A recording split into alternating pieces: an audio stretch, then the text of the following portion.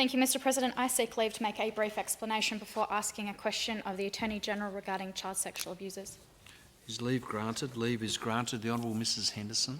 Mr President, earlier this year the Liberal opposition brought a motion to this parliament that ultimately passed, calling on the Malinowskis Labor government to urge their federal counterparts to adopt a policy addressing the legal loophole around superannuation for victims and survivors of child sexual abuse.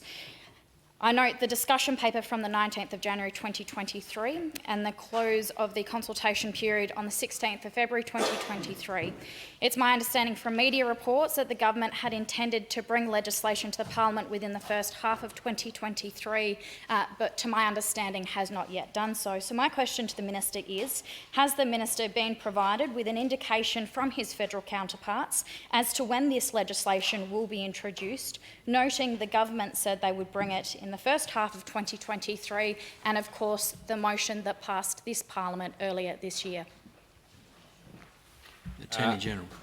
I thank the honourable member for her question. I am very, very pleased that the federal government has announced that they will be taking action in relation to this. I know the former federal government didn't. I'm also very, very pleased that we as a state Labor government have advocated directly to the federal government to take action on this. We haven't just put motions in a parliament in South Australia telling ourselves what we think should happen. We actually contacted the federal government. Government numerous times ourselves. I'd be really interested, sir, for the opposition, and perhaps this will be by way of a supplementary question, the opposition to explain the number of times that they actually directly advocated to the federal government, who's responsible for superannuation, to make these changes. How many times they have done that, sir? Order. Supplementary question. A supplementary question arising from the answer. The Honourable Mrs Henderson.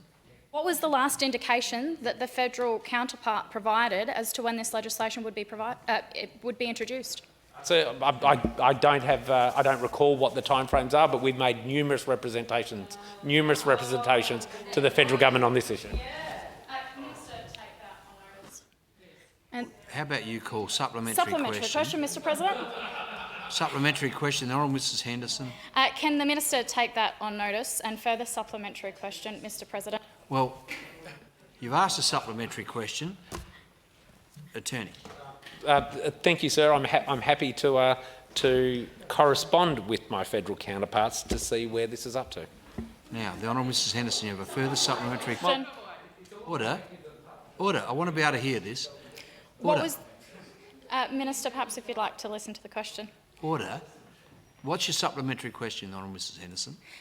What was the last timeline that was provided to the minister for the introduction of this legislation? Attorney. I answered that during, I think, the answer to the very first question, sir. I don't recall what a timeline is. However, I am very pleased that the federal government have answered our calls that we've been making as a state Labor government to act on this, sir.